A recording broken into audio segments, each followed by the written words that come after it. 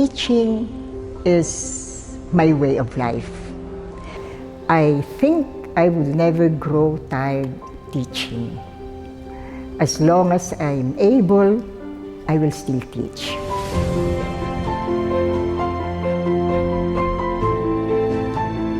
Professor Fe is not just a mentor, but above all, for all of us here, she is a mother. She is living as an example of a good Christian life. The legacy of Ma'am Fe is her contribution to Catholic education through seminary formations and even in our Archdiocesan College. For so many years, her dedication and loyalty to the Church is beyond question. When I was invited to teach at St. Pius X Seminary as part of my apostolate work, I gladly joined the faculty. So all my life, I've been teaching from my student days up to now. This is my 60th year in teaching.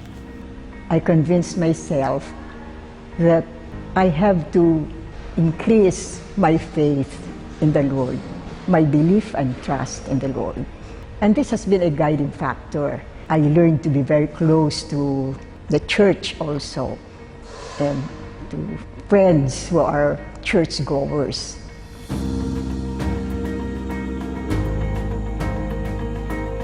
She regularly participates in the church and parish and community outreach programs.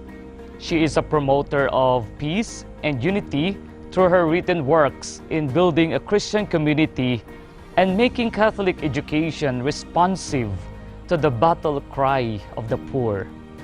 Ma'am Fe is very passionate in sharing her talents, her skills in her parish, where she served as a lector in the diocese, where she was once member of the core group that trained lectors through effective communication skills, and as a professor in the seminary, both in the minor seminary and the college seminary. I think that's the best legacy of a person, to have contributed something to the success and to the education of a person.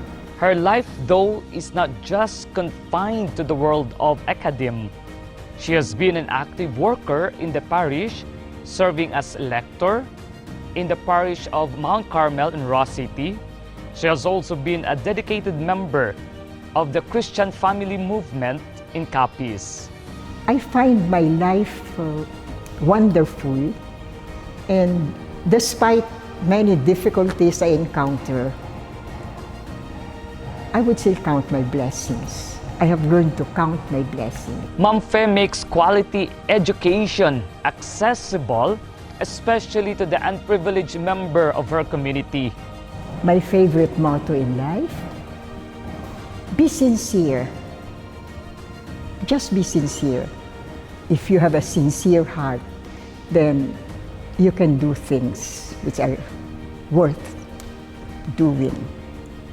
She has received citation from the two seminaries, the St. Pius X Seminary and then the Sancta Maria Madre Regina Seminarium.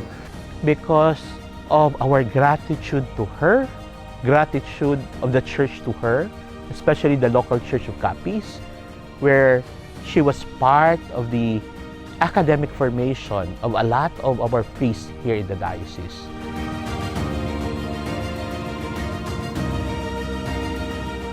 Always trust the Lord.